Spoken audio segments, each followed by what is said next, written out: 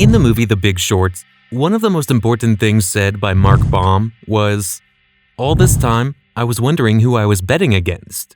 And it's Morgan Stanley, which is me." All this time I've been trying to figure out who I'm betting against, and it's Morgan Stanley, which is me. This single sentence from The Big Short perfectly captures the intensity of Wall Street during the 2008 financial crisis. Mark Baum's character was based on real-life investor Steve Eisman. He had spent years questioning the financial system, digging into the mortgage market, and ultimately deciding to bet against it. But when he finally figured out who was on the losing side of his trades, he came to a disturbing realization that his own company, Morgan Stanley, was one of them. This was not just irony, but it revealed a shocking truth about how recklessly banks behaved before the 2008 crisis. They weren't just selling bad investments to others, they were buying into their own lies, so much so that they unknowingly set themselves up for disaster. When Mark Baum said, "which is me," he wasn't just stating a fact, he was confronting the absurdity of the financial system. He worked at Frontpoint Partners, a hedge fund operating under Morgan Stanley. His team had bet against the housing market with credit default swaps. They made a profit when mortgage-backed securities collapsed. Now, these swaps needed a counterparty, which means someone else who's willing to take the other side of the trade. Mark Baum initially assumed that his opponents were either other reckless banks such as Goldman or Deutsche that didn't understand the risk. Another possibility he thought of on the other side of the trade was the naive investors who believed the housing market was safe and would never collapse. But when he learned that one of the major institutions selling these swaps, taking on the risk that he was profiting from, was Morgan Stanley, the very company that owned his hedge fund. This meant that while Baum and his team were positioned to make millions, Morgan Stanley was positioned to lose billions. And as a subsidiary of Morgan Stanley, Baum was technically part of the same firm. He had spent years railing against the corruption and incompetence of big banks, only to realize that his own employer was one of the biggest players contributing to the mess. Now, you might be wondering, why was Morgan Stanley betting against itself? At first, this seems like a contradiction. How could Morgan Stanley be making money on one side of the bet and losing even more on the other? The answer lies in how these massive financial institutions operate.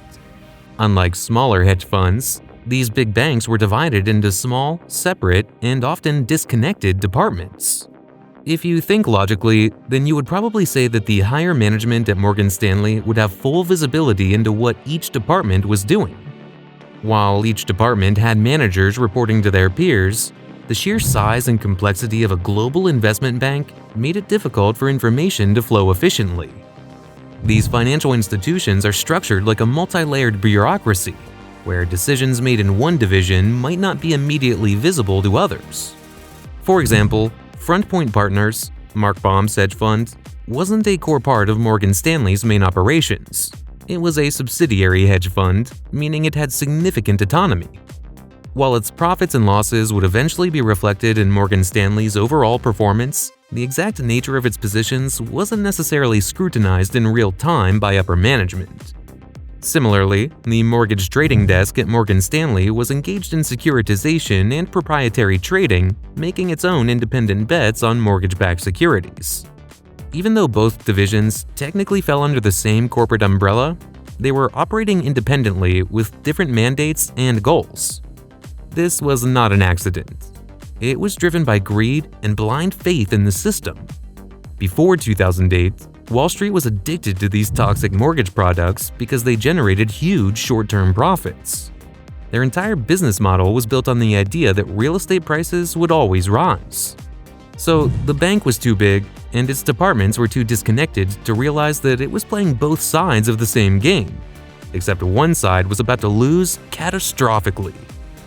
Theoretically, Morgan Stanley also had a chief risk officer and a team responsible for tracking exposures across the bank. In a well-functioning system, they should have identified the contradiction that one division was shorting mortgages while another was still long on them. However, before the 2008 crisis, risk management at many banks wasn't taken seriously. Mortgage-backed securities were so profitable that any warnings about potential exposure were either overlooked or dismissed. Many executives believed in flawed financial models that underestimated the likelihood of a housing collapse. Even if risk officers did notice the contradiction, they were likely ignored or pressured to stay quiet. Speaking up against a lucrative trading strategy could mean jeopardizing their careers.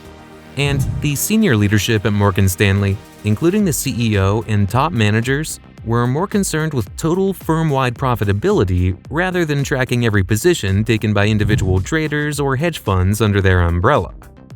As long as Frontpoint was making money and the mortgage division was making money, there was no immediate reason for executives to intervene.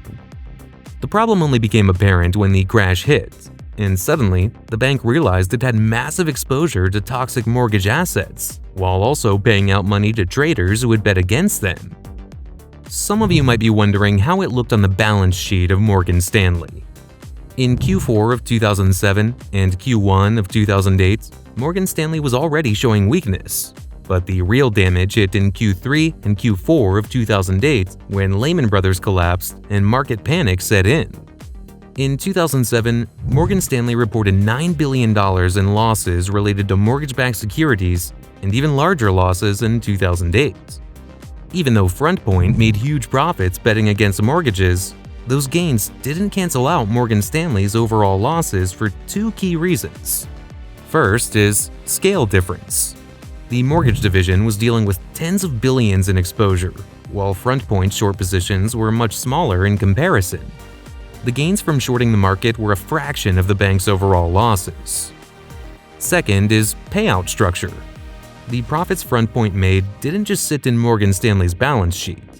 Hedge funds operate on a profit-sharing model, meaning much of the gains went to hedge fund partners and investors rather than offsetting the bank's losses directly.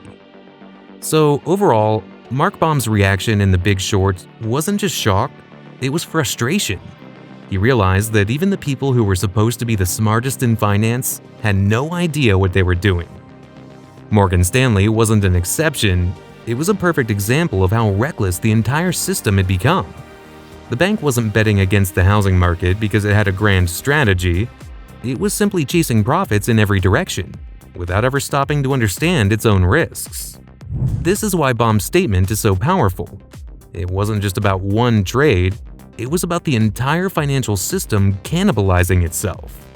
The biggest banks in the world were unknowingly writing their own destruction, and by the time they realized it, it was already too late.